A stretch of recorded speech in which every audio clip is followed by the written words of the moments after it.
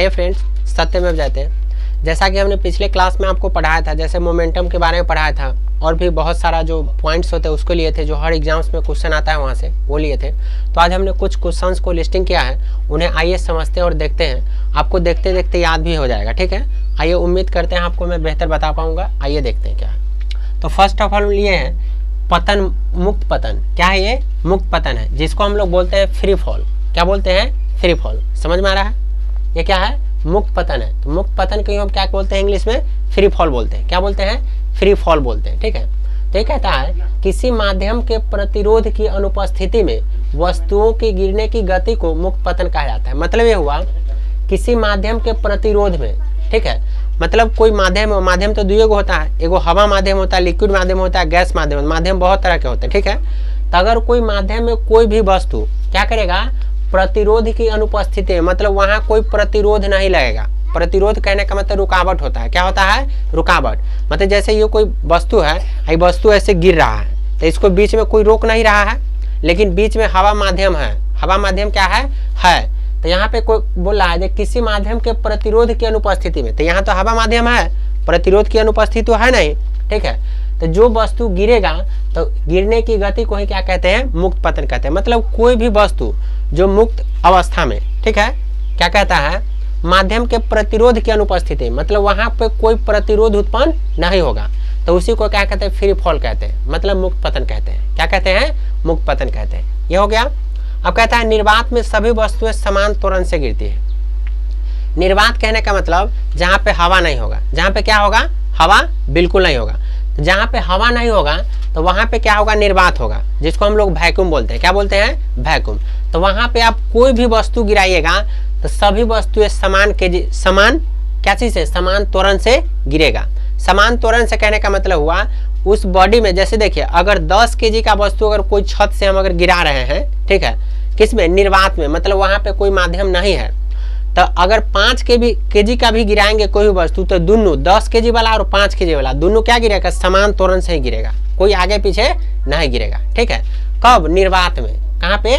निर्वात में, जहाँ पे हवा पानी कुछ नहीं है वहां पे, ठीक है। ये समझ में आ गया। अब है गुरुत्वाकर्षण बल। गुरुत्वाकर्षण बल को ही बोलते हैं ग्रेविटेशनल फोर्स। कौन सा फोर्स बोलते हैं? ग्रेविटेशनल फोर्स बोलते हैं। तो इसमें कहता है जिस बल के कारण वस्तुएं एक दूसरे को आकर्षित करती हैं। क्या करती है? जिस बल के कारण वस्तुएं एक दूसरे को आकर्षित करती है उसे गुरुत्वाकर्षण बल कहते हैं। मतलब ये कोई वस्तु है, ये भी कोई वस्तु है, तो ये दोनों क्या करेगा? एक दूसरे को आकर्षित करता रहता है। एक दूसरे को क्या करता है? आकर्षित करता है। तो इसी को क्या कहते हैं? गुरुत्वाकर्षण बल कहते हैं। तो इस ब्रह्मांड में, यहाँ अदर बोर्ड में लिखा गया है, इस ब्रह्मांड में प्रत्येक कण एक दूसरे कण के एक बल से आकर्षित करती है, जिसका परिमाण कणों के द्रव्यमान के गुणनफल के समानुपाती होता है और उनके बीच के दूरी के वर्ग के व्युत्क्रमानुपाती होता है। मतलब उल्टा होता है। मतलब ये हुआ, जैसे देखिए यहाँ पे m1 द्रव्यमान की वस्तु है, यहाँ पे m2 द्रव्यमान की वस्तु है, तो दोनों क्या कर रहा है? एक दूसरे को अपने केंद्र की ओर आकर्षित करेगा, ठीक है। आकर्षित करेगा तो इस दोनों के बीच में कुछ ना कुछ फोर्स लगेगा। क्या लगेगा? फोर्स लगेगा। तो फोर्स, ये फोर्स है, मतलब बल बोलते हैं। क्या बोलते हैं इसको? बल बोलते हैं। और दोनों को r डिस्टेंस पे रखा गया है। दोनों को r डिस्टेंस पे रखा गया है। तो ये दोनों क्या होगा? ये दोनों बल जो होता है एक दूसरे को क्या करता है? अपने केंद्र की ओर आकर्षित करता है। तो उसी को हम क्या कहते हैं? ग्रेविटेशनल फोर्स कहते हैं। क्या कहते हैं? ग्रेविटेशनल फोर्स कहते हैं। ये हो गया। अब है गुरुत्व बल। गुरुत्व बल कहने का मतलब होता है फोर्स ऑफ ग्रेविटी।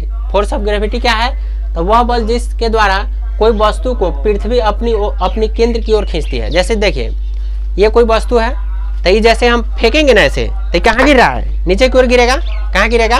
नीचे की ओर।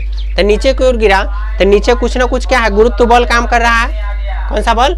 गुरुत्व बल काम कर रहा है, ठीक है। तो इसी बल को क्या कहते हैं? गुरुत्व बल कहते हैं। क्या कहते हैं? गुरुत्व बल कहते हैं। एक अदर वर्ड में लिखा गया है जिस गुरुत्वाकर्षण बल द्वारा पृथ्वी अपने किसी वस्तु को अपने केंद्र की ओर खींचती है, उस बल को उस वस्तु का गुरुत्व बल कहते हैं। मतलब हुआ आप कोई भी बॉडी जैसे ऊपर फेंकेंगे या कहीं भी फेंकेंगे तो कहाँ आता है? नीचे आता है। कहाँ आता है? नीचे। तो नीचे किस बल के कारण? तो यही पृथ्वी जो है गुरुत्व बल लगाती है। कौन सा बल लगाती है? गुरुत्व बल। जिस बल के कारण कोई भी वस्तु को अपनी ओर खींच लेती है, अपने केंद्र की ओर खींच लेती है। तो इसी को हम क्या कहते हैं?